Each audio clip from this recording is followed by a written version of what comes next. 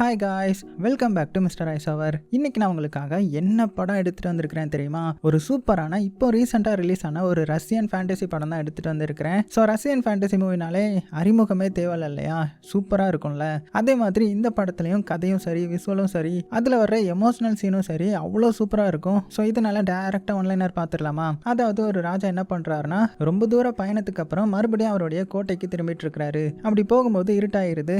அதனால சரி ஓகே, பக்கத்தில் இருக்கிற கிராமத்தில் நம்ம ரெஸ்ட் எடுத்துட்டு போகலாம் அப்படின்னு அந்த பக்கத்து வில்லேஜில் இருக்கிற ஒரு வீட்டுக்கு போறாரு. ஸோ ஆக்சுவலாக அந்த வீட்டில் தான் மியான்ற மாதிரி ஒரு பொண்ணு இருப்பாங்க. அவளுடைய அம்மாவை பறி கொடுத்து அவளுடைய ஸ்டெப் மதர் கூட வாழ்ந்துட்டு இருப்பாங்க. அதனாலே அந்த ஸ்டெப் மதர் வந்து ரொம்பவே அடிமைத்தனமா அந்த மியா பொண்ணை வளர்த்துட்டு வந்துட்டு இருப்பாங்க. ஸோ இப்படி இருக்க ராஜா வந்ததுமே அந்த வீட்டில் அந்த மியா பொண்ணை பார்த்து இம்ப்ரெஸ் ஆகி அவர் என்ன பண்ணிட்டாருன்னா, இந்த பொண்ணை நான் அரண்மனைக்கு கூட்டிட்டு போறேன், நான் கல்யாணம் பண்ணிக்க போறேன்ற மாதிரி அங்க இருந்து அரண்மனைக்கு கூட்டிட்டு போயிடுறாரு. ஸோ கல்யாணமும் பண்ணிக்கிறாரு. ஸோ இதை பிடிக்காத ஸ்டெப் மதர் வந்து எப்படியாவது உங்களை பழி வாங்கணும், எனக்கு கீழே வேலை பார்த்த பொண்ணு இப்போ ராணி ஆகிறதா விடவே கூடாது அப்படின்னு நினைச்சிட்டு என்ன முடிவு எடுக்கிறாங்கன்னா, சூழ்ச்சி பண்ணி எப்படியாவது அந்த மியா பொண்ணை கோட்டையை விட்டு அனுப்பிடலான்ற மாதிரி பிளான் பண்ணிட்டு இருக்காங்க. ஸோ இந்த சமயத்துல மியாவுக்கு பாத்தீங்கன்னா குழந்தையும் பிறக்குது. ஆனா ராஜா வந்து அரண்மனையில இல்லாம ஒரு போருக்கு போயிருந்திருப்பாரு. அதனால அவர் ஒரு லெட்டர் வந்து இந்த மியாவுக்கு போடுறாரு. அந்த லெட்டரை சூழ்ச்சி பண்ணி இந்த ஸ்டெப் மதர் வேற மாதிரி எழுதி மந்திரி கிட்ட கொடுத்துடுறாங்க. ஸோ அந்த லெட்டர்ல என்ன மாத்தி எழுதியிருக்காங்கன்னா, இந்த மாதிரி மியாவையும் அவளுக்கு பிறந்த குழந்தையுமே தண்ணிக்குள்ள தூக்கி போட்டுருங்க அப்படின்னு எழுதியிருக்க. ஸோ இதனால மந்திரிகளுக்கும் வேற வழி இல்லாம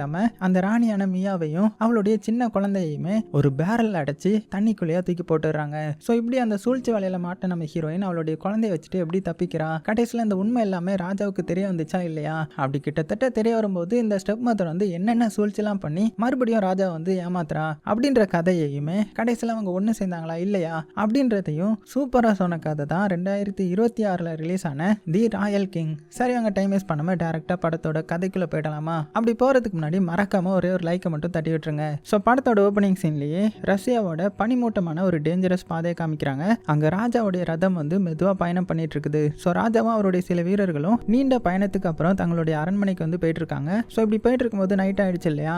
அதனால இன்னைக்கு நைட் இங்கேயே தங்கிட்டு காலையில் கிளம்பலாம் அப்படின்னு ராஜா முடிவு பண்ணுறாரு. அப்படியே கட் பண்ணால் அடுத்த சீனில் அந்த பாதைக்கு பக்கத்தில் இருக்கிற ஒரு சின்ன கிராமத்தை காமிக்கிறாங்க. அங்கே ஒரு வீட்டுக்குள்ள மியான்ற மாதிரி ஒரு அழகான பொண்ணு ஜன்னல் ஓரமாக அமைதியாக உட்காந்து அவளுடைய இறந்த அம்மாவை பற்றி நினச்சி கண்ணீர் விட்டுட்டு இருக்கிறான். அந்த நேரத்தில் அவளுடைய ஸ்டெப் மதரான இவங்க வந்து கூடவே அவங்க 2 டாட்டர்ஸும் இருக்காங்க. ஒருத்தியை நம்ம அக்காக்காரினும் இன்னொருத்தியை தங்கச்சிக்காரினும் கூப்பிடலாம். ஸோ உள்ள வந்ததுமே அந்த ஸ்டெப் மதர் இருக்காங்கல்ல, அவங்க என்ன பேசுறாங்கன்னா, ரொம்பவே காயம் ஏற்படுத்துற மாதிரி, என்னடி இன்னைக்கும் ஏதாவது ராஜகுமாரை வந்து உன்னை கூட்டிட்டு போவானான்ற மாதிரி கனவு கண்றியா அப்படின்னு கேவலமா கேட்குறாங்க. அதுலேயும் கூடவே என்ன சொல்றாங்கன்னா, உன்னை ஒரு பிச்சைக்காரன் கூட திரும்பி பார்க்க மாட்டான், போய் வீட்டோட எல்லா வேலையுமே பாருன்ற மாதிரி ரொம்பவே அவமானப்படுத்துறாங்க. ஸோ அதை கேட்ட அக்காவும் தங்கச்சி 2 பேருமே மியாவை பார்த்து சிரிக்க ஆரம்பிச்சிடுறாங்க. ஆனா நம்ம மியாவை பார்த்தீங்கன்னா அவளுக்கு கோவம் இருக்கு, கஷ்டம் இருக்கு, ஆனா எதிர்த்து பேசுற தைரியம் மட்டும் இல்ல.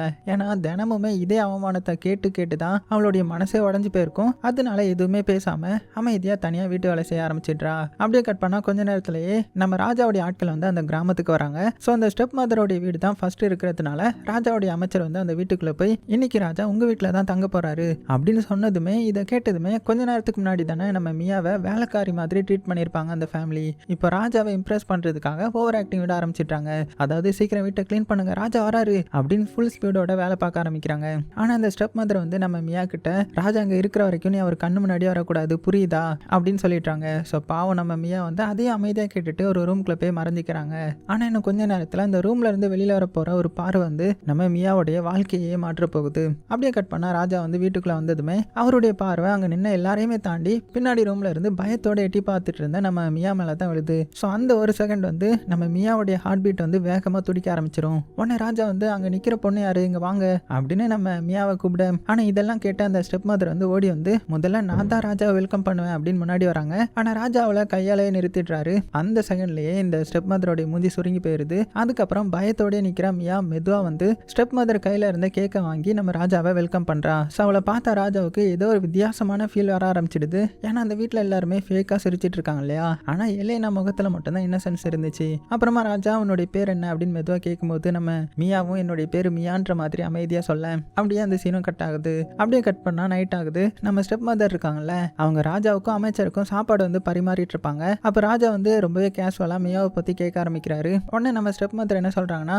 அந்த அக்கா பொண்ணு தங்கச்சிக்காரி இருக்கால, அவங்க தான் என்னுடைய 2 டாட்டர்ஸ் அப்படின்னதும், அப்ப அந்த 3வது பொண்ணு யாரு, மியா யாரு அப்படின்னு கேட்கும்போது இந்த கொஸ்டின் கேட்ட உடனே மார்ட்டாவுக்கு உள்ளுக்குள்ள கடுப்பாக்குறாங்க. ஏன்னா ராஜா வந்து மியா மேல இன்ட்ரெஸ்ட் காட்டுறது அவளுக்கு பிடிக்கவே இல்லை. அதனால உடனே அவன் என்னுடைய சொந்த பொண்ணே கிடையாது, தெருவில் கடந்ததை நான் கொண்டு வந்து வளர்த்தேன் அப்படின்னு ரொம்ப கேவலமாக பேச ஆரம்பிக்கிறாங்க.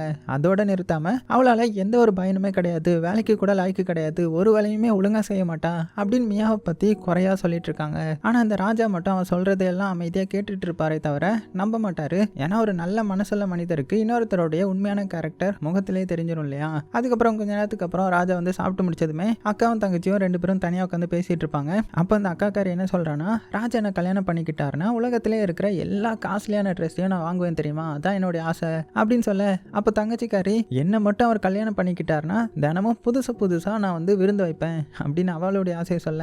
ஸோ இதெல்லாம் அமைதியாக கேட்டுட்டு இருந்தேன். நம்ம மியா மட்டும் மெதுவா, ராஜா மட்டும் என்ன கல்யாணம் பண்ணிக்கிட்டாருன்னா நான் அவருக்கு ஒரு வீரமான மகனை பெற்று கொடுப்பேன் அப்படின்னு சொல்ல, இதை கேட்ட உடனே அக்காவும் தங்கச்சியும் 2 பேரும் சிரிச்சுக்கிட்டே உன்னை யாரு கல்யாணம் பண்ணிப்பாங்க அப்படின்னு ரொம்பவே அசிங்கப்படுத்துறாங்க. ஆனா அவங்களுக்கு தெரியல, அந்த ரூமுக்கு வெளியில நின்றுட்டு இருந்த ராஜா வந்து இவங்க பேசின ஒவ்வொரு வார்த்தையுமே கேட்டுட்டு இருந்தாருன்னு. இங்க நம்ம ராஜாவுக்கு பாத்தீங்கன்னா இந்த அக்காவும் தங்கச்சியும் பேசினது சைல்டிஷா தெரிஞ்சாலுமே நம்ம மியா சொன்ன அந்த ஒரு டைலாக் வந்து ராஜாவுடைய மனசை வந்து நேரா தொட்டிருக்கும். ஏன்னா வயசாகிட்டு இருந்த அந்த ராஜாவுக்கு உண்மைக்குமே ஒரு பிரேவான வாரிசு வந்து தேவைப்பட்டுச்சு. இப்போ அப்படியே கட் பண்ண அடுத்த நாள் காலையில எல்லாருமே கிளம்ப தயாராகிட்டு இருக்கும்போது ராஜா நேரா நம்ம மியா கிட்ட வந்து நீ என்னுடைய அரண்மனைக்கு என் கூட வா, என்னை கல்யாணம் பண்ணிக்கிட்டு எனக்கு ஒரு வீரமான மகனை பெத்து கொடு அப்படின்னு இந்த வார்த்தையை கேட்ட உடனே நம்ம மியாவோட கண்கள்ல இருந்து அப்படியே கண்ணீரே வந்துடும். ஏன்னா இது வரைக்கும் அவளை வேலைக்காரி மாதிரி தானே எல்லாருமே நடத்திருப்பாங்க.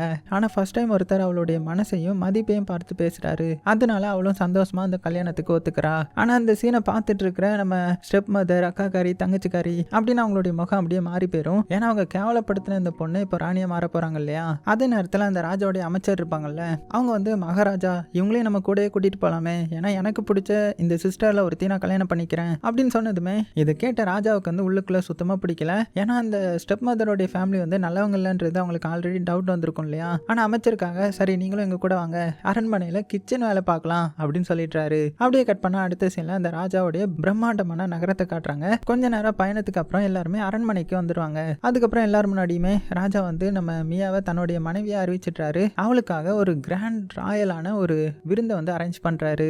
இந்த மூமெண்ட்ல பாவம் நம்ம மியா வந்து கனவுல கூட நினைச்சு பார்க்காத வாழ்க்கை வந்து அவளுக்கு கிடைச்சிருக்கும் இல்லையா. ஆனா மறுபக்கம் நம்ம ஸ்டெப் மதரோடைய ஃபேமிலியை காமிச்சா அவங்களுக்கு வந்து கிச்சன்ல வேலை கொடுக்கப்படுது. அதுல இந்த ஸ்டெப் மதர் வந்து நம்ம மியா ராணியானதை பார்த்ததுமே 3 பேத்துக்கும் உள்ளுக்குள்ள பயங்கரமா எரிஞ்சிட்டு இருக்கும். இப்படி கொஞ்ச நாட்கள் போகுது. அதுக்குள்ள நம்ம மியா வந்து பிரெக்னென்ட் ஆயிடுறா. இப்படி இருக்கச்சுல ஒரு நாள் வந்து ராஜா நம்ம மியா வந்து சோகமா உட்கார்ந்து இருக்கிறத பார்த்ததுமே நீ இப்போ சந்தோஷமா இருக்கணும், அப்புறம் ஏன் இப்படி கவலையா இருக்க அப்படின்னு கேட்கிறாரு. அதுக்கு நம்ம மியா வந்து கொஞ்சம் பதற்றத்தோட எனக்கு ஏதோ கெட்டது நடக்க போற மாதிரி தோணுது, என் மனசுக்கு வந்து ஒரு மாதிரி ஃபீல் ஆகுது அப்படின்னு சொன்னதுமே இதை கேட்ட ராஜாவும் என்ன கெட்டது, என்ன நடக்க போகுது அப்படின்னு கேட்டதும், ஆனா நம்ம மியா வந்து ஏதோ ஒரு முக்கியமான விஷயத்த சொல்ல வர்ற நேரத்துல திடீர்னு அரண்மனைக்குள்ள ஓடி வந்த கமாண்டர், மகாராஜா வைக்கிங் ஆர்மி நம்ம நாட்டோடைய எல்லை வர வந்துட்டாங்க, நம்ம உடனே போருக்கு கிளம்பணும் அப்படின்னு சொல்லிட. ஸோ இதை கேட்டதுமே ராஜா உடனே சீரியஸ் ஆகிடுறாரு. உடனே போருக்காக ஆர்மியை வந்து ரெடி பண்ண ஆரம்பிச்சிடுவாங்க. அந்த நேரத்தில் மியா வந்து அவர்கிட்ட அந்த ப்ராஃபஸியை பத்தி சொல்லணும்னு நினைக்கிறான். ஆனா இந்த சூழ்நிலையில அவளால் எதுவுமே சொல்ல முடியாது இல்லையா.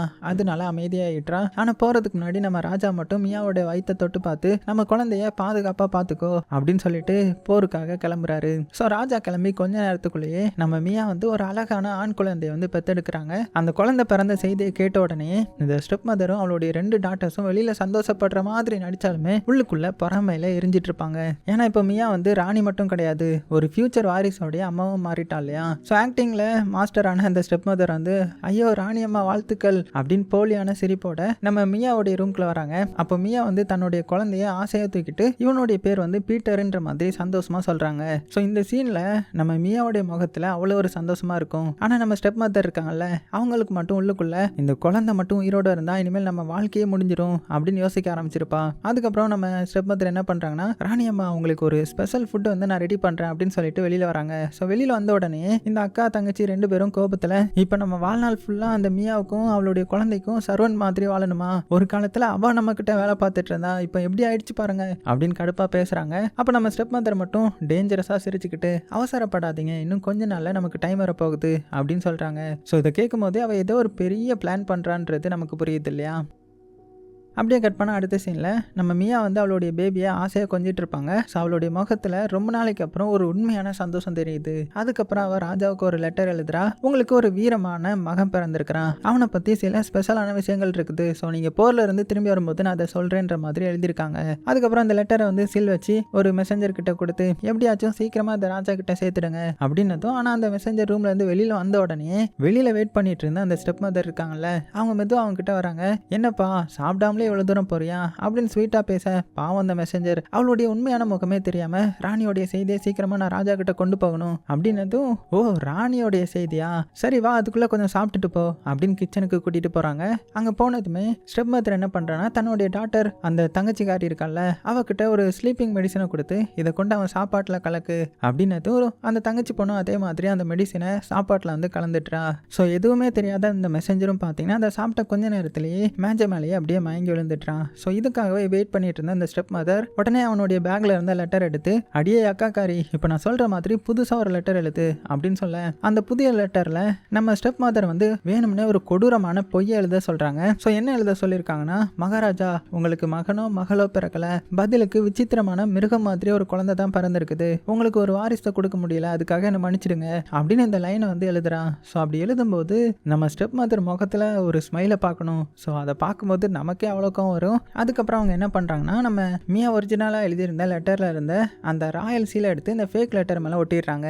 அதோட மியா ஆசையாக எழுத்துனா அந்த உண்மையான லெட்டரை நேராக ஃபயருக்குள்ள வந்து தூக்கி எறிஞ்சிட்டாங்க. ஸோ அந்த லெட்டரை வந்து எரியிற சீன் வந்து மியாவோட சந்தோஷமும் நம்பிக்கையும் கூடவே எரிஞ்சு போகிற மாதிரி ஃபீல் ஆகும். ஸோ கொஞ்ச நேரத்துக்கு அப்புறம் மெசஞ்சருக்கு வந்து மயக்கம் தெளியுது. பதறி போய் ஐயோ நான் தூங்கிட்டானா அப்படின்னு பேக் எடுத்துட்டு உடனே குதிரை மேலே ஏறி ராஜாவை தேடி கிளம்புறான். ஸோ பல மணி நேரம் பயணத்துக்கு அப்புறம் இறுதியாக அவன் ராஜாவுடைய மிலிட்ரி கேம்புக்கு போய் சேர்ந்துட்டான். அங்கே அவன் கொண்டு வந்த லெட்டரை ராஜா கிட்ட கொடுக்க, ஆனால் அந்த லெட்டரை ஓப்பன் பண்ணி படிக்க ஆரம்பிச்ச ராஜாவுடைய முகம் வந்து கொஞ்சம் கொஞ்சமாக மாற ஆரம்பிச்சிடும். ஏன்னா அந்த லெட்டரில் வந்து உங்களுக்கு ஒரு அசிங்கமான மிருகம் மாதிரி குழந்தை பிறந்திருக்குன்றது எழுதப்பட்டிருக்கும். ஸோ அதை படித்த உடனே ராஜாவுடைய மனசே உடஞ்சி போயிடும். அவர் மெதுவாக நடந்து போய் ஒரு மரத்தடியில் உட்காந்து இருந்திருப்பாரு. அவர் முகத்தில் ஏமாற்றமும் வேதனையும் கலந்து ஆள் பார்க்கறதுக்கே சோர்வாகிடுவாரு. அப்போ அமைச்சர் வந்து, மகாராஜா ஒரு லெட்டரை மட்டும் நம்பி இவ்வளோ மனசு உடஞ்சி போகாதீங்க, நம்ம நேரில் பார்த்ததுக்கு அப்புறம் முடிவெடுக்கணும் அப்படின்னு ஆறுதல் சொல்றாரு. இந்த வார்த்தை ராஜாவுக்கு வந்து கொஞ்சம் நம்பிக்கையை கொடுக்குது. உடனே ராஜா வந்து நான் போர்ல இருந்து திரும்பி வர்ற வரைக்கும் அந்த குழந்தைய எதுவுமே செய்யக்கூடாதுன்ற மாதிரி ஒரு செய்தி அனுப்புறாரு. அதுக்கப்புறம் அந்த மெசஞ்சர் வந்து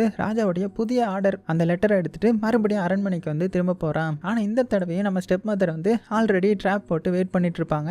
அரண்மனை கேட்டு கிட்ட மெசஞ்சர் வர்றதை பார்த்த உடனே மறுபடியும் அவனை கிச்சனுக்கு கூட்டிட்டு போய் மறுபடியும் ட்ரக் கலந்த ஃபுட்டு கொடுத்து மயக்கிட்டுறாங்க. பாவம் அந்த மெசஞ்சர் இன்னொரு தடவையும் ஏமாந்துட்டான். அவன் அன்கான்சியஸ் ஆன உடனே ராஜா அனுப்பியிருந்த உண்மையான லெட்டர் எடுத்துட்டு அதுக்கு பதிலாக இன்னொரு ஃபேக்கான லெட்டர் மாற்றி வைக்கிறாங்க. அதுலேயும் ஃபர்ஸ்ட் என்னன்னா ராஜாவுடைய ராயல் சீலையும் அதே லெட்டர் மேலே வச்சிட்டாங்க. ஸோ இப்போ இந்த ஃபேக் லெட்டர் வந்து மியாவுடைய வாழ்க்கையை மட்டும் இல்லை அவளுடைய மரணத்தையுமே தீர்மானிக்க போகுது போல. கொஞ்ச நேரத்துக்கு அப்புறம் நம்ம மெசஞ்சர் மறுபடியும் மயக்கம் தெளியுது. அவன் எதுவுமே தெரியாத மாதிரி அந்த ஃபேக்கான லெட்டரை எடுத்துட்டு நேராக ராஜாவுடைய அதிகாரிகள் கிட்ட கொண்டு போய் கொடுக்குறான். ஸோ அந்த லெட்டரை படித்து அவங்க ஷாக் ஆகிடுறாங்க. ஏன்னா அதில் ராணி மியாவை வந்து அவளுடைய குழந்தையோடையும் சேர்த்து கடலுக்குள்ள தூக்கி எறியணும் அப்படின்னு எழுதப்பட்டிருக்கும். ஸோ இதை பார்த்த உடனே ராஜாவுடைய 3 அதிகாரிகள் அந்த லெட்டரை எடுத்துட்டு மியாவுடைய ரூமுக்கு போறாங்க. அங்க தன்னுடைய பேபியை ஆசையா தூக்கிட்டு இருந்த மியா கிட்ட, மகாராணி ராஜாவுடைய ஆர்டர் வந்திருக்குது அப்படின்னதும் அதை கேட்டதுமே நம்ம மியாவுடைய முகமே மாறிடும். அதுக்கப்புறம் அந்த அதிகாரி வந்து உங்களையும் உங்க குழந்தையுமே கடலுக்குள்ள தூக்கி எறிய சொல்லியிருக்காரு அப்படின்னதும் இந்த வார்த்தையை கேட்ட உடனே நம்ம மியாவுடைய உலகமே நின்று போன மாதிரி ஆயிடும். அவ உடனே இல்ல ராஜா அப்படி செய்ய மாட்டாரு,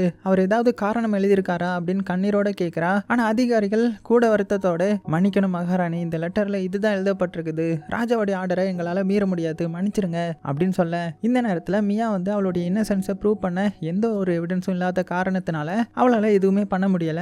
ஸோ அடுத்த நாள் முழு மக்கள் முன்னாடி நம்ம மியாவையும் அவளுடைய நியூ பார்ன் பேபியான இந்த படத்தோடைய ஹீரோவையும் கடற்கரைக்கு கூட்டிட்டு போறாங்க. இங்க நம்ம ஸ்டெப் மதரும் அவளுடைய டாட்டர்ஸும் பார்த்தீங்கன்னா உள்ளுக்குள்ள சந்தோஷப்பட்டுக்கிட்டு வெளியில மட்டும் சீரியஸான ஃபேஸை போட்டு நடிக்கிறாங்க. அதுக்கப்புறம் ஒரு பெரிய உடன் பேரலை கொண்டு வராங்க. அந்த பேரலுக்குள்ள தன்னுடைய குழந்தைய கட்டி பிடிச்ச மாதிரியே அழுதுகிட்டே நம்ம மியா உட்கார்றா. ஸோ இதை பார்த்து நமக்கு அவ்வளோ கஷ்டமா இருக்கும். அதுக்கப்புறம் பேலஸ் ஒர்க்கர் அந்த பேரலோடைய மூடி சீல் பண்றாங்க. அப்புறமா மக்கள் எல்லாரும் முன்னாடியே அந்த பேரலை கடலோடைய நடுவுலையா தள்ளிடுறாங்க. அப்புறமா அந்த பேரலை பார்த்தீங்கன்னா பெரிய பெரிய அலைகளுக்கு நடுவில் உதவி இல்லாம தள்ளாடிட்டு போயிட்டு இருக்கும். உள்ள நம்ம மியாவும் தன்னுடைய குழந்தைய கட்டி பிடிச்ச மாதிரி அழுதுட்டு இருப்பாங்க. ஆனா இங்க தான் இந்த கதையோடைய ஒரு பிக்கஸ்டான ட்விஸ்ட் வந்து ஸ்டார்ட் ஆகுது. ஏன்னா அந்த பேரலுக்குள்ள இருந்த குழந்தை ஒவ்வொரு மணி நேரத்துக்கும் வேகமா வளர ஆரம்பிக்குது. ஸோ முதல்ல பேபி, அதுக்கப்புறம் லிட்டில் பாய், அதுக்கப்புறம் டீனேஜர், பார்க்க ஒரு பெரிய வாரியர் மாதிரி வளர்ந்துட்டான். ஸோ அந்த நேரத்தில் நம்ம மியாவுக்கே பயம் வந்துடும், இது எப்படி பாசிபிள்ன்ற மாதிரி. இப்போ 3வது நாள் அந்த பேரல் வந்து ஒரு மிஸ்டீரியஸான ஐலாண்டில் வந்து கரையோரம் வந்து நிற்குது. ஸோ அதுக்கப்புறம் உள்ளிருந்து திடீர்னு டம்முன்னு ஒரு சத்தம். ஸோ என்னன்னா அந்த பேரலோடைய முடி வந்து உள்ளிருந்து அப்படியே உடஞ்சி திறக்குது. ஸோ வெளியில் வர்றது ஒரு குழந்தை கிடையாது, ஏற்கனவே பெரியவனான வளர்ந்துட்டு இருந்த நம்ம ஹீரோ தான். ஸோ அவன் முதல்ல வெளியில் வந்ததுமே கடல் காற்றையே ஆழமாக சுவாசிக்கிறான். அவனுடைய கண்களில் குழப்பமும் கோபமும் உயிர் பிழைச்சதோட அதிர்ச்சியும் கலந்துருக்குது. அதுக்கப்புறம் நம்ம ஹீரோ பேரலுக்குள்ள கை நீட்டி அம்மா கை கொடுங்க அப்படின்னு மியாவை வெளியில தூக்கி எடுக்கிறான். ஸோ குழந்தையா இருந்தவன் சில நாள்லயே தன்னுடைய அம்மாவை பாதுகாக்கிறதுக்காக ஒரு பெரிய வாரியரா மாறிட்டான். ஸோ அந்த ஐலாண்டை சுத்தி பார்த்த நம்ம ஹீரோ வந்து ஃபுல்லா ஷாக் ஆகுறான். அம்மா நான் எப்படி இவ்வளவு சீக்கிரமா பெரியவனானே, நம்ம எப்படி இன்னுமே உயிரோட இருக்கோம் அப்படின்னு அவனே ஷாக்ல கேட்கும்போது அப்போ நம்ம மியா வந்து கொஞ்சம் செகண்ட் அப்படியே கடலையே பார்த்து ஒரு பழைய இதை வந்து சொல்ல ஆரம்பிக்கிறாங்க. பல வருடங்களுக்கு முன்னாடி நான் மலைப்பகுதிகளில் மரக்கட்டைகள் வந்து சேகரிக்க போனப்போ குளூர்ல நடுங்கிட்டு இருந்த ஒரு வயசான பாட்டியை பார்த்தேன். அவங்கள என்னால தனியா விட்டுட்டு போறதுக்கு மனசே வரல. அதனால நான் என்ன பண்ணேன்னா அவங்கள அவங்களுடைய குடிசை வரைக்கும் கூட்டிட்டு போனேன். அதுக்கப்புறம் நான் கிளம்புறதுக்கு முன்னாடி அந்த பாட்டி என்னை பார்த்து ஒரு ப்ராஃபஸி சொன்னாங்க. உனக்கு பிறக்க போற பையன் ஒரு நாள் மரணத்துக்கு பக்கத்துல போனாலுமே அவன் உயிர் பழைச்சிடுவான். அது மட்டும் இல்லாம சாதாரண மனிதர்களை விட பல மடங்கு வேகமா வளருவான். எந்த ஒரு ஆபத்தான நேரத்திலையுமே அவங்க கூட இருக்கிறவங்களையும் அவன் காப்பாத்துவான். ஆனா இந்த மிரக்கல் அவனுடைய வாழ்க்கையில ஒரே ஒரு தடவை மட்டும்தான் நடக்கும் அப்படின்னு அந்த ஓல்டு லேடி சொல்லியிருந்திருப்பாங்க. ஸோ இந்த விஷயத்த கேட்ட நம்ம ஹீரோக்கு வந்து ஃபுல்லா ஷாக் ஆயிடுது. அவனுக்கு இன்னுமே அவனுடைய வாழ்க்கை வந்து நார்மல் இல்லைன்றது புரிய ஆரம்பிச்சிடும். ஆனா அந்த நேரத்தில் அவங்க 2 பேருக்கும் பசி வந்து உயிரை எடுத்துட்டு இருக்கும். ஏன்னா ரொம்ப நேரம் சாப்பிட்டு இருக்க மாட்டாங்க இல்லையா, அதனால எப்படியாவது சர்வே பண்ணணுன்றதுக்காக அந்த ஐலாண்ட் ஜங்கிள்குள்ள ஏதாவது கிடைக்குமான்ற மாதிரி சாப்பாடு கிடைக்குமான்ற மாதிரி தேடி போக ஆரம்பிக்கிறாங்க.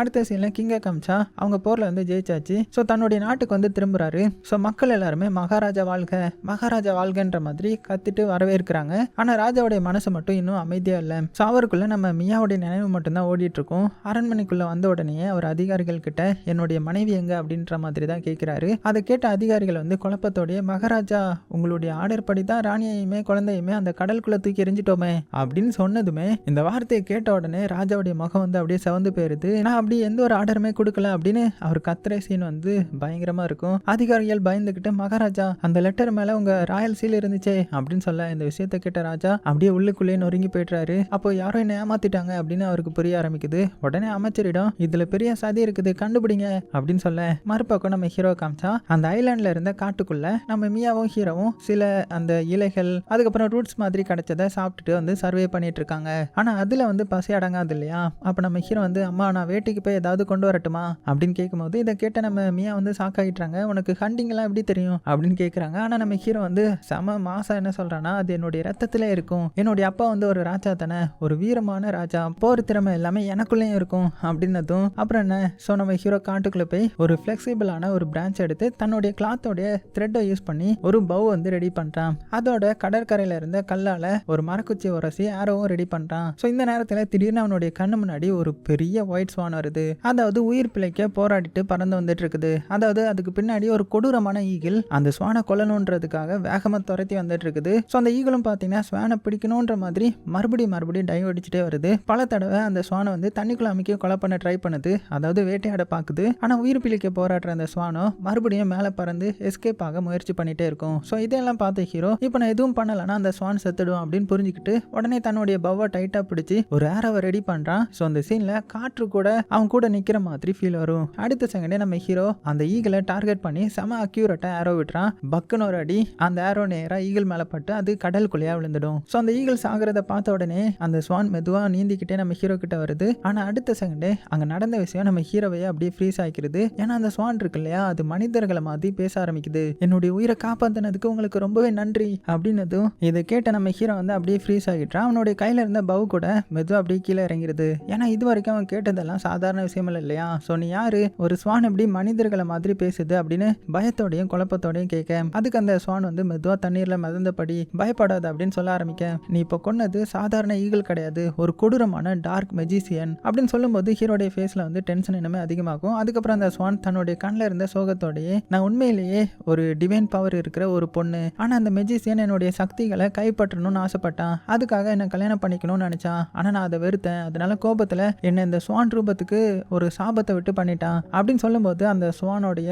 குரலே உடஞ்சி போன மாதிரி இருக்கும். இந்த விஷயத்தை கேட்ட நம்ம ஹீரோ ஒரு செகண்ட் எதுவுமே பேசாம அமைதியா நிக்கிறான். ஏன்னா ஹீரோக்கு அந்த பொண்ணை பார்த்தா பாவமா தோண ஆரம்பிச்சிடும், அதாவது அந்த ஸ்வானை பார்த்தா. அதுக்கப்புறம் அவன் எதுக்கு உன்னை கொல்ல ட்ரை பண்ணான்ற மாதிரி கேட்கறான். அதுக்கு அந்த ஸ்வான் வந்து கொஞ்சம் கோபத்தோடையே ஏன்னா நான் அவனுடைய கண்ட்ரோல்ல வாழ மறந்துட்டேன், நான் அவன் பேச்சை கேட்க மாட்டேன்னு சொல்லிட்டேன், அதனால தான் இப்போ என்னால் என்னுடைய பவரை எனக்காக யூஸ் பண்ணிக்க முடியாமல் போயிடுச்சு அப்படின்னும் போது நம்ம ஹீரோவுக்கு அதை பார்க்க பரிதாபமாக தெரியும். அதுக்கப்புறம் அந்த ஸ்வான் மெதுவாக நம்ம ஹீரோ கிட்ட நெருங்கி வந்து நீ என்னுடைய உயிரை காப்பாத்திருக்க, சொல்லு உனக்கு என்ன வேணும்னு சொல்லு அப்படின்னு கேட்கும்போது நம்ம ஹீரோவும் ஒரு இன்னசென்ட் ஸ்மைலோட எனக்கு என்னுடைய அம்மாவுக்கும் ரொம்பவே பசிக்குது, சாப்பிட ஏதாவது கிடைச்சா போதும் அப்படின்னு சொல்ல ஸோ அந்த ஆன்சரை கேட்ட உடனே அந்த ஸ்வானோடைய கண்ணில் இருந்து ஒரு சாஃப்டான எமோஷன் வந்துடும். ஏன்னா இவ்வளோ பவர் கிடைக்க வாய்ப்பு இருந்துமே நம்ம ஹீரோ செல்ஃபிஸாக எதுவுமே கேட்கல இல்லையா. அதுக்கப்புறம் அவன் மெதுவா இப்போ போய் தூங்கு, நாளைக்கு உன்னுடைய வாழ்க்கையே மாறலாம் அப்படின்னு சொல்ல இந்த டைலாக்கை கேட்டதுமே நாளைக்கு என்ன நடக்க போகுதுன்ற மாதிரி நமக்கு ஆர்வம் வந்துடும் இல்லையா. அடுத்தது நம்ம ஹீரோ ஆனால் உன்னை நான் எப்படி திரும்ப பார்க்கறது அப்படின்னு கேட்கும்போது அந்த ஸ்வான் மெதுவாக சிரிச்சுக்கிட்டு நீ என்னை எப்போ கூப்பிட்டாலுமே நான் வருவேன்ற மாதிரி சொல்லிட்டு மெதுவாக கடலோட இருட்டுக்குள்ள மறைஞ்சிருது.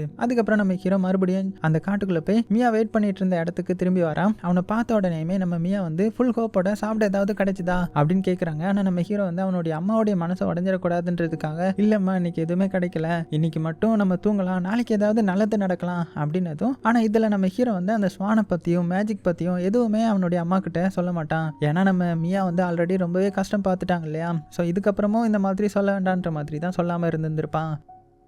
அப்படியே கட் பண்ண நைட் ஆகுது. ஸோ ரெண்டு பேரும் குளிரில் நடுங்கிக்கிட்டே தூங்க ட்ரை பண்ணிட்டு இருப்பாங்க. அப்போ நம்ம மியா வந்து ஹீரோ கிட்ட அம்மா உன்னுடைய அப்பாவை பற்றி நீ என்ன நினைக்கிற அப்படின்னு கேட்குறாங்க. அதுக்கு நம்ம ஹீரோவும் உள்ளுக்குள்ளே இருந்த கோவம் ஃபுல்லுமே வெளியில் வந்த மாதிரி உன்னையும் என்னையுமே கடலுக்குள்ளே தூக்கி எறிஞ்சவர் தானே அவர் அப்படின்னு சொல்ல ஆரம்பிக்க. ஸோ அந்த வார்த்தையை கேட்ட உடனே நம்ம மியா வந்து உடனே இல்லை உன்னுடைய அப்பா வந்து ஒருபோதுமே அப்படி செய்ய மாட்டாரு அப்படின்னு சொல்ல ஸோ அவளுடைய கண்ணில் இன்னுமே ராஜா மேலே இருந்த காதலும் நம்பிக்கையும் குறையவே இல்லை. ஸோ இதுக்கு பின்னாடி கண்டிப்பாக வேற யாரோ இருக்காங்க, ஒரு நாள் கண்டிப்பாக நமக்கு எல்லா உண்மையுமே தெரிய வரும்ன்ற மாதிரி சொல்றா. அப்படியே சீன் கட் பண்ண அடுத்த நாள் ஆகுது. மறுபடியும் ராஜாவுடைய பேலஸை காட்டுறாங்க. அங்க நம்ம ஸ்டெப் மதர் இருக்காங்கல்ல, இன்னுமே ராஜாவை மேனிபுலேட் பண்ண ட்ரை பண்ணிட்டு இருக்காங்க. ஸோ ராஜா கிட்ட வந்து மகாராஜா இன்னும் எவ்வளவு நாளைக்கு தான் மியாவே நினைச்சிட்டு இருக்க போறீங்க, நாட்டை கவனிக்கணுமே, ஸோ என்னுடைய டாட்டர்ல ஒருத்தையை நீங்க கல்யாணம் பண்ணிக்கோங்க அப்படின்னதும் இந்த வார்த்தையை கேட்ட உடனே ராஜாவுக்கு சமக்கம் வந்துடும். மியா இறந்து போனதாவது உனக்கு கொஞ்சமாவது அர்த்தம் இருக்கா அப்படின்னு கோவத்துல கேட்கிறாரு. உடனே ஸ்டெப் மதர் வந்து ஃபேக்கா அழ ஆரம்பிச்சிடுறாங்க. ஸோ நமக்கு தெரியும் அவங்க எல்லாமே பியூர் ஆக்டிங்ன்றது. ஆனா ராஜா வந்து இப்போ எனக்கு என்னுடைய மனைவியோட நினைவுல இருக்கணும்,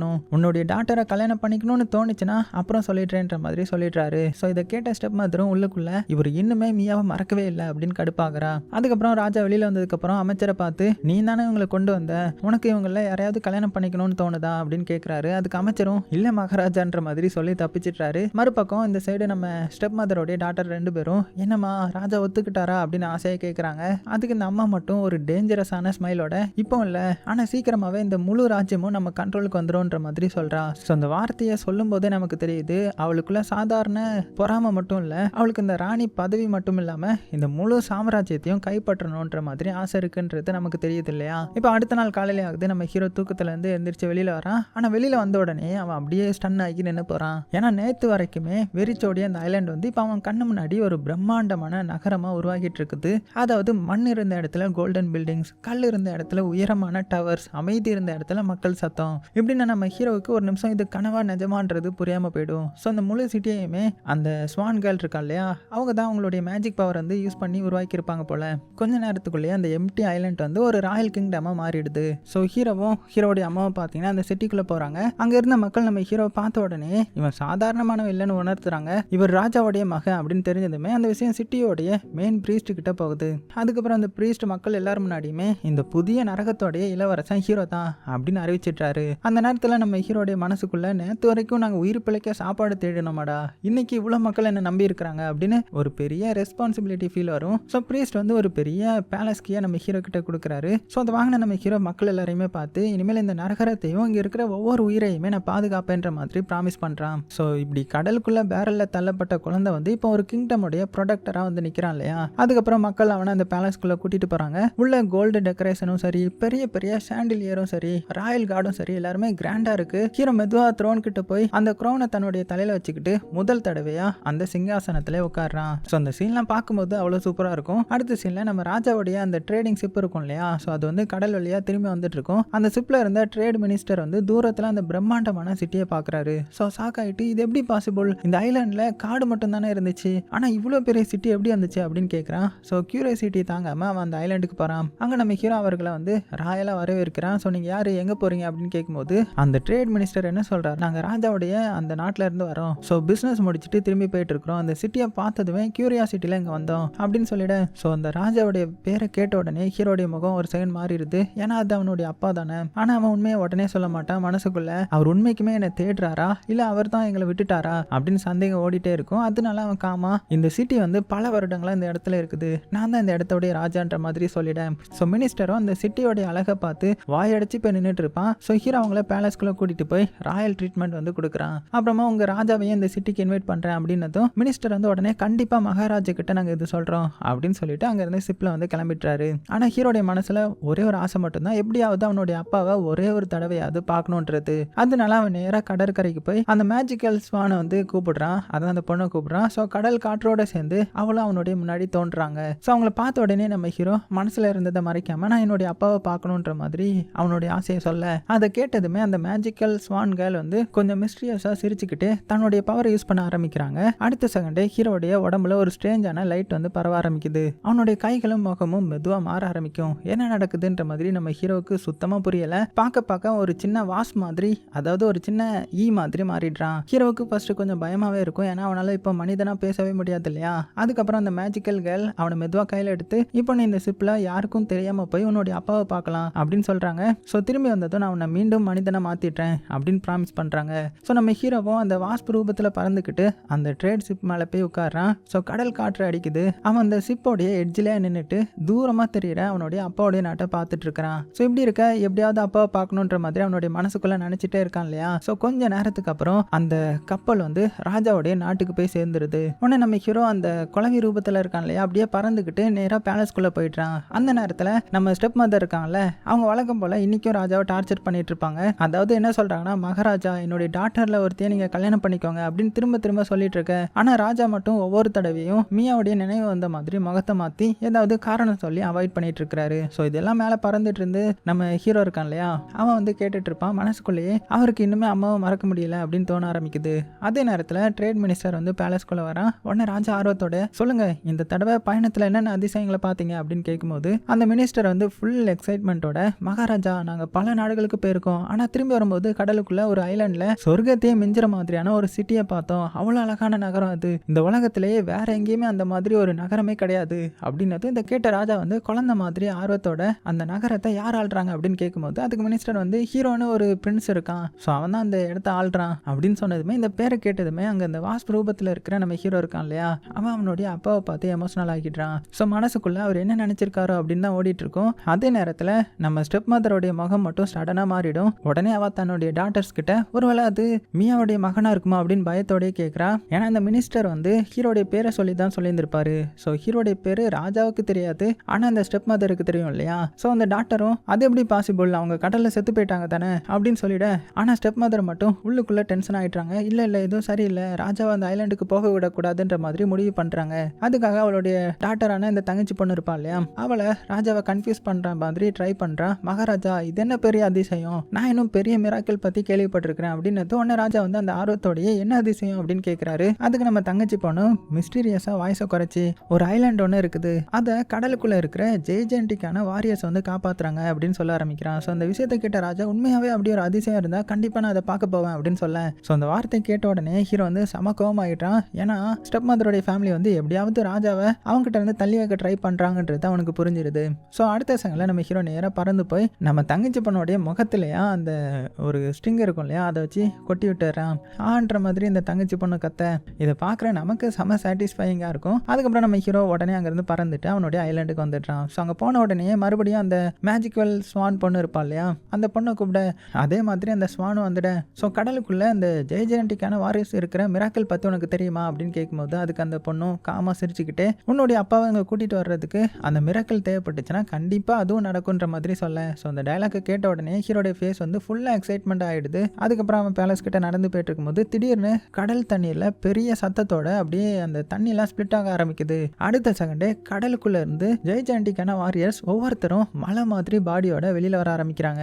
ஸோ பயங்கரமா இருக்கும். அவங்களுடைய லீடர் வந்து ஹீரோ தன்னுடைய பெரிய கையில தூக்கி வச்சு, மகாராஜா இந்த ஐலாண்டை பாதுகாக்க எங்களை வந்து அந்த ஸ்வான் பிரின்சஸ் வந்து அனுப்பியிருக்காங்க அப்படின்னதும் நம்ம ஹீரோவுக்கு செம ஹாப்பியா ஆயிருது. நீங்க இந்த ஐலாண்டுக்குள்ளலாம் வரமாட்டீங்களான்ற மாதிரி இன்னும் சண்டை கேட்கிறான். அதுக்கு அந்த ஜியண்டோடைய லீடரும் இல்ல நாங்க கடலோர காவலர்கள் தண்ணிக்குள்ள இருந்துகிட்டே இந்த ஐலாண்டை வந்து பாதுகாப்போன்ற மாதிரி சொல்றாங்க.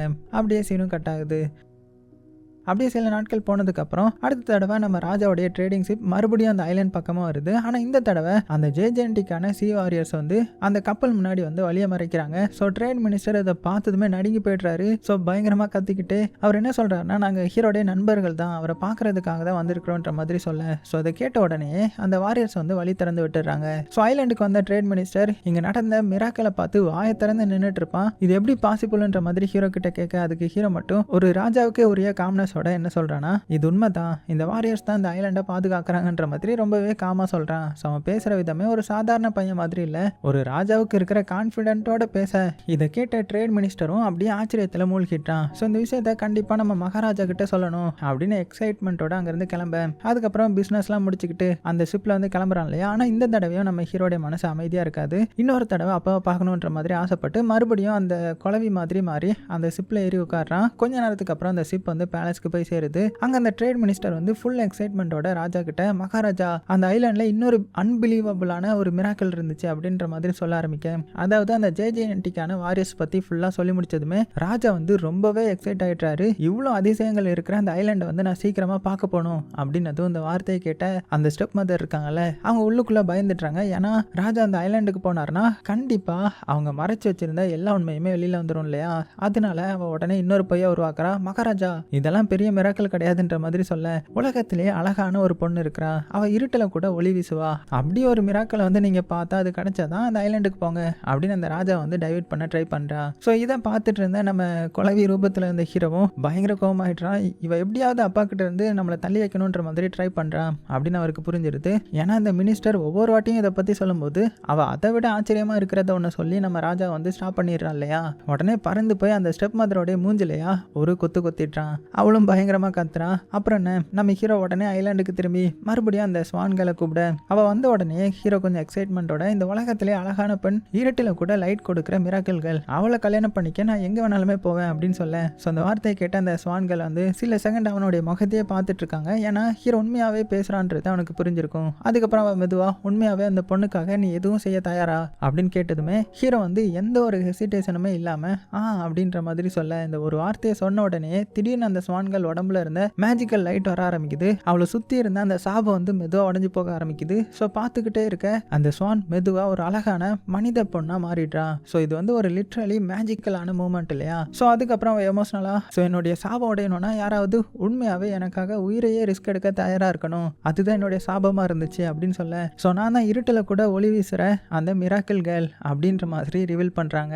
ஸோ இதை கேட்டதும் பார்த்ததும் நம்ம ஹீரோ செம ஹாப்பி ஆயிடுறான். ஏன்னா அவன் காதலிச்சது சாதாரண பொண்ணு கிடையாது, ஒரு மேஜிக்கல் பிரின்சஸ் இல்லையா. உடனே நம்ம ஹீரோ அவனுடைய காதலை வந்து அவகிட்ட சொல்லிடுறான். அதுக்கப்புறம் அவளை பேலஸ்க்கு கூட்டிட்டு போய் நம்ம மியா கிட்டே இன்ட்ரோடியூஸ் பண்றான். ஸோ மியாவும் அந்த பொண்ணை பார்த்ததுமே ரொம்பவே சந்தோஷப்படுறாங்க. அவளுடைய ஆசீர்வாதத்தோட மக்கள் எல்லாரும் முன்னாடி நம்ம ஹீரோ அந்த மேஜிக்கல் பிரின்சஸை கல்யாணமும் பண்ணிக்கிறான். ஸோ அந்த என்டையர் ஐலாண்டுமே பார்த்தீங்கன்னா செலிப்ரேஷன் மூடுக்கு போயிருது. ஸோ இப்படியே கொஞ்ச நாள் போகுது. மறுபடியும் ட்ரேட் மினிஸ்டர் வந்து பிசினஸ்க்காக அந்த ஐலாண்டுக்கு வராரு. அப்போ ஹீரோ அவனுடைய ஒய்ஃப் அவனுக்கு இன்ட்ரோடியூஸ் பண்ணி, இவ தான் இருட்டுல கூட ஒளி வீசுற மிராக்கிள் பிரின்சஸ் அப்படின்னதும் அதை கேட்ட இந்த மினிஸ்டர் வந்து ஃபுல்லா ஷாக் ஆகி அவன் உடனே திரும்ப போய் இந்த மிராக்களையுமே அந்த ராஜா கிட்ட சொல்றான். ஸோ இதை கேட்ட ராஜா வந்து என்னால் இனிமேல் வெயிட் பண்ண முடியாது, நம்ம உடனே அந்த ஐலாண்டுக்கு கிளம்புவோம் அப்படின்னு ஆர்டர் போட்டுடுறாரு. அதுக்கப்புறம் ஒரு பெரிய ஷிப்ல ராஜாவும் சோல்ஜரும் கூடவே இந்த ஸ்டெப் மதர் ஃபேமிலி இருக்காங்க இல்லையா. ஸோ அவங்களும் பார்த்தீங்கன்னா அந்த மேஜிக்கல் ஐலாண்டுக்கு பயணம் பண்ண ஆரம்பிக்கிறாங்க. ஸோ கடைசியா ராஜாவுடைய கப்பல் வந்து அந்த மேஜிக்கல் ஐலாண்டுக்கு வந்து சேருது. ஸோ ராஜா பேலஸ்குள்ள நடந்து வராரு. ஆனால் அந்த செகண்ட்லேயே அப்படியே நின்று போய்ட்டுறாரு. ஏன்னா அவர் முன்னாடி நின்றுட்டு இருந்தது வேற யாரும் கிடையாது, நம்ம மியா தான். ஸோ பல வருடங்களுக்கு அப்புறம் தன்னுடைய மனைவியை மறுபடியும் அந்த ராஜா வந்து பார்க்குறாரு. ஸோ அந்த சீன் வந்து ரொம்பவே எமோஷ்னலாக இருக்கும். ராஜா மெதுவாக அவகிட்ட வந்து கண்ணீரோட, ஹீரோ நம்ம பையனா அப்படின்னு கேட்க, அதுக்கு நம்ம மியாவும் கண்ணில் கண்ணீரோட ஆமாம் அப்படின்னு சொல்ல, அந்த ஒரு வார்த்தையை கேட்ட உடனே ராஜாவுடைய கண்கள்ல இருந்து ஆட்டோமேட்டிக்காக கண்ணீர் வந்துடும். அதுக்கப்புறம் மியா வந்து நடந்த எல்லா உண்மையுமே ஆரம்பத்துலேருந்து சொல்ல ஆரம்பிக்கிறாங்க. ஸோ லெட்டர் மாற்றினது, மெசஞ்சரை பாய்சன் பண்ணது, ஃபேக் ஆர்டர் அனுப்புனது, அவங்களே அவங்க குழந்தைங்களையும் கடலுக்குள்ளே தூக்கி எறி வச்சது அப்படின்னு எல்லாத்தையுமே ராஜா வந்து தெரிஞ்சுக்கிறாரு. ஸோ இதை கேட்ட உடனே உடனே ராஜா வந்து ஃபுல் ரேஞ்ச் மோடுக்கு போயிட்டாரு. உடனே நம்ம ஸ்டெப் மதர் கிட்ட திரும்பி உண்மையை சொல்லு அப்படின்னு கோவத்துல கத்த. ஸோ ராஜாவுடைய அந்த கோபத்தை பார்த்தா அந்த டாக்டர்ஸ்லாம் இருக்காங்க இல்லையா, பயத்துல நடுநடுங்கிடுறாங்க. கடைசியில் அவங்களால போய் சொல்லவே முடியல, நடந்த எல்லா சதியையுமே ஒத்துக்கிறாங்க. ஸோ இந்த சமயத்தில் அந்த ஸ்டெப் மதரோடைய முகத்தில் இருந்த ஃபேக்கான ப்ரைட் வந்து முழுசாக உடஞ்சி போயிருக்கும். ஆனால் அவள் செஞ்ச துரோகம் வந்து மன்னிக்க முடியாத அளவுக்கு பெருசு தானே. அதனால கோபத்தில் இருந்த அந்த ராஜா வந்து இந்த ஸ்டெப் மதரையும் அவளுடைய 2 பொண்ணுங்களையும் இந்த கடலுக்குள்ளேயே தூக்கி எறிய சொல்றாரு. ஒரு டைம்ல அந்த இன்னசென்ட்டான நம்ம மியாவை தள்ளின அதே கடல் வந்து இப்போ அந்த வில்லத்தனமான கேரக்டரான ஸ்டெப் மதருக்கும் அதே தண்டனை கொடுக்குது. ஆனால் கடைசியில் நம்ம ராஜாவுடைய ஃபேமிலி வந்து ஒன்று சேர்ந்த மாதிரி காமிச்சு இந்த துரோகத்துக்கு தண்டனை கிடைச்ச மாதிரியும் காமிச்சு இந்த ஃபேண்டசி படத்தை முடிக்கிறாங்க. ஸோ கண்டிப்பாக உங்களுக்கு பிடிச்சிருக்கும் நம்புறேன். பிடிச்சிருந்துச்சுன்னா லைக் பண்ண மறந்துடாதீங்க. சேஃபாக இருங்க. உங்களுக்கு பிடிச்ச எல்லாத்தையுமே ரொம்ப ரொம்ப சேஃபாக பார்த்துக்கோங்க.